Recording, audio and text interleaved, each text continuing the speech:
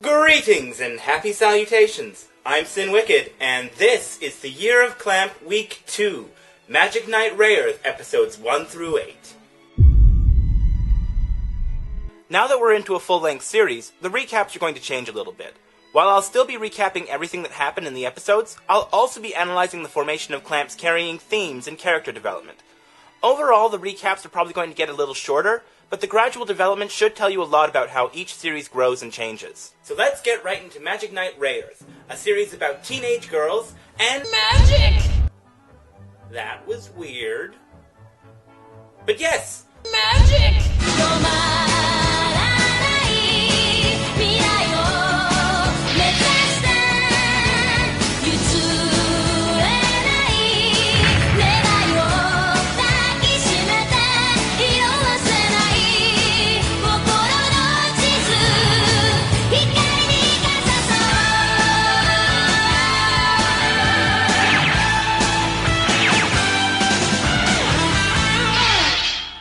It's a beautiful day at Tokyo Tower, and several different prestigious schools are having field trips to the Tokyo landmark.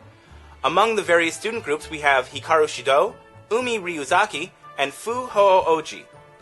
If the color-coded uniforms didn't give it away, these are our main characters, and the plot proper starts when each of them hears a mysterious voice begging the legendary Magic Knights for help. Before you can say, what are Magic Knights? The three teens are teleported to the magical land of Saphiro, hundreds of feet above the ground, where they all fell to their deaths, thereby aborting the prophecy of the Magic Knights and dooming Saphiro to utter destruction. Way to go, princess. Ah yes, the mysterious blonde is the ruler of Saphiro, Princess Emerald, held captive by her former captain of the guard, Zagato. Meaning that for traditional RPG elements, we've got 100% so far. We have a ruler who is a princess for no discernible reason other than princesses being more girly than queens. We have said princess kidnapped by a dark enemy for some nefarious purpose, and we have wildly inappropriate individuals press-ganged into the role of hero to save her. Are we sure this place is called Saphiro and not Hyrule? Maybe Mushroom Kingdom? Oh, right, the plot. Since this is the first episode, the girls do not actually plummet to their deaths, but are instead rescued by a giant flying fish. And meet Master Mage Clef. Get your horny puns out of the way now, we won't have time for them later. He explains the whole Magic Knights deal, giving the girls magic in a traditional magical girl transformation sequence that also bestows armor. Sort of. It's fantasy. Practical armor on women isn't exactly in keeping with tradition. At first, Umi and Fu aren't exactly on board with the whole save a magical land thing, though Hikaru's totally down for it. But Clef explains the catch-22. If the girls don't rescue Princess Emerald, then they'll never get to go home and will ultimately die with the rest of Saphiro. Harsh. Though, he did at least explain that all the other warriors and magicians of Saphiro have already tried to save Princess Emerald and failed. Hence, emergency backup plan magical schoolgirls. With the girls committed and the basic outline of the plot established, it's time for a fight scene! Meet Alcyone, a dark sorceress of the Naga the Serpent School, who once trained under Clef and now works for Zagato. Clef sends the girls off on a griffin and stays behind to fight Alcyone, who then realizes she can't beat him, and chases the girls because she's on a dragon and Clef isn't. And then Zagato zaps Clef from behind and turns him to stone. Brilliant move there, Master Mage.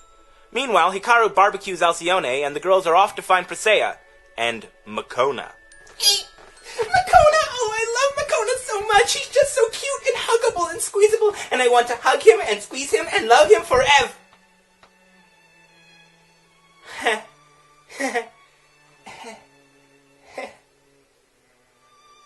Well, that was embarrassing. Let's speed this up. The girls find Presea, she gives them loaner weapons so they can go find a legendary ore called Escudo to forge their real weapons out of. They set off into the Forest of Silence, which is apparently a no-magic zone, but only when it comes to the magic that would keep the girls from dying at the hands of monsters. Teleporting weapons out of their gloves, Makona creating food and a tent egg, and all sorts of other magic stuff works just fine. Along the way, they kill a bajillion monsters, earning tons of XP and generally level grinding, resulting in Umi and Fu getting their spells in another battle with Alcyone. Oh, and while they were in the forest, they met Ferio, a swordsman who's also out to save Princess Emerald, but he's not really important right now. He gives Fu a funny-looking egg thing and heads off to reappear in episode 7. Meanwhile, Alcyone is desperate to earn Zagato's favor again, and has laid a trap near the magic spring the knights are headed to. They fight off her water monster, jump into the spring, have a believe-in-yourself battle against their loved ones, Fu loving herself, which is oddly narcissistic. Alcyone appears and tells them that her easy-to-beat monster actually poisoned them, but all it takes is them getting their escudo and upgrading their armor to shake that off and send Alcyone packing again with new spells. They run back to Presea and give her the escudo to forge into weapons. Through the power of interpretive dance, apparently. And fight off a creature summoned by their next antagonist, Ascot. Yes, there's a character named Ascot. It's Japan. They do that sometimes. You want to see a really hilarious version of it? Go check out Tokyo Mew Mew. They have a character named Lettuce. Presea finishes the weapons, and the Magic Knights use them to destroy the weird Caterpie-looking monster. But oh no! Presea has been injured. Not that that's a big deal. Fu has this badass healing spell, so one quick cast of that and Presea will be fine. Fu? Anytime now. Healing Wind? You know that spell you used not 2 episodes ago to save Umi's life? Healer? Res, please? No? Just gonna stand there and let her die. Damn it, Fu, you're the worst cleric ever. After the girls build Presea a grave, because she was apparently superfluous to the plot now, and therefore didn't need saving, they set off to wake the Rune God, who has been foreshadowed throughout the previous episodes. It's about here that the inclusion of Ascot changes the makeup of the episodes. Rather than battling them directly, Ascot summons monsters to destroy the Magic Knights, resulting in a very Monster of the Week feel as we continue. First there was the caterpillar, then a desert stingray that Fu one-shots with her giant sword of monster cleaving, and then an adorable little puppy that Hikaru falls in love with, that turns into a giant fire-breathing hellhound, which she has to slice and dice. And that's the end of the 8th episode, so let's talk about recurring images and themes. We'll start with the big one, Tokyo Tower. It isn't exactly relevant now, but as we proceed through the Year of Clamp, it will become evident that anytime Tokyo Tower appears, some big shit is about to go down. It's actually so prevalent that there is an entire anime trope dedicated to weird shit happening at Tokyo Tower.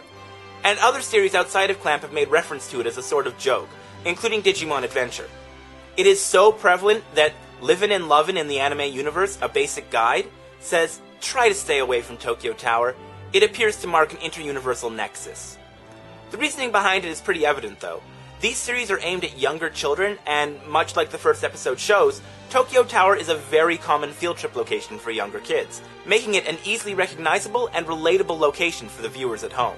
We also have the theme of soul-crushing despair. Again, something that will become more and more evident as we proceed.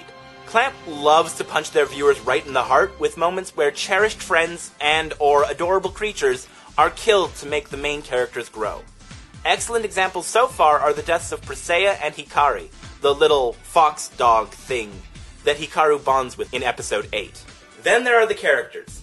It's a fair statement to say that Clamp has recurring character tropes that they come back to again, and again, and again.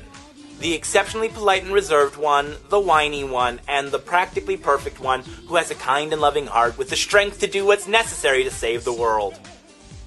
We'll be seeing a lot of that last one this year. With such basic and easily recognizable character types, what Clamp does to keep things fresh is show you interesting progressions on those tropes, making you care about the progression of the character from their origin point to where they finish. As such, I'll only outline who the main characters are at the start and add to my assessment as they develop. Umi is the hardest to pin down, spending most of her time complaining and talking about how important it is she gets back to Tokyo. In the early episodes, she constantly tries to figure out a way to use magic to get home, despite Clef telling them that only Princess Emerald can send them back. While she appears to care deeply about her companions, even using a desire to save her friends as the impetus to learn her first spell, she doesn't really seem to have a setting other than complaining when interacting with the others. Fu's a bit easier. She's very reserved and polite, but she's also canny and intelligent, encouraging the others to think twice about actions before jumping straight in. But underneath the calculating exterior, Fu is very kind and warm, displaying feelings for Ferio despite not entirely trusting him. She's also very self-sacrificing, preferring to throw herself into danger rather than let her friends get hurt. Her urge to self-sacrifice can even override her desire to think things through, as in episode 8, where she runs off alone to rescue Ferio from Ascot. As for Hikaru, she's very much a Clamp female protagonist. She thinks with her heart, not with her head, and doesn't care about appearances nearly as much as her companions, acting how she wants and trying to live a happy life. She's a fierce warrior, easily outstripping the fencing Umi and archer Fu during their adventures in the Forest of Silence, and unlike the other two, she seems to have no reservations about diving headfirst into this fantasy adventure scenario she finds herself in. Her boundless energy often encourages the other girls not to give up, and while Hikaru cares with all her heart, she tries very hard not to let the others see her without a smile. As for the side characters, well, that's where it gets tricky. See, as I said, Clamp loves to inject pathos into their series to make you feel for the protagonist, and in Magic Knight Rayearth, that means a lot of extraneous side characters. It's a bit early yet for me to get a bead on who's important enough and how they'll develop, so I'll save that for next week. After all, this is the year of Clamp, and we'll be looking at it all, 1 week at a time. See ya!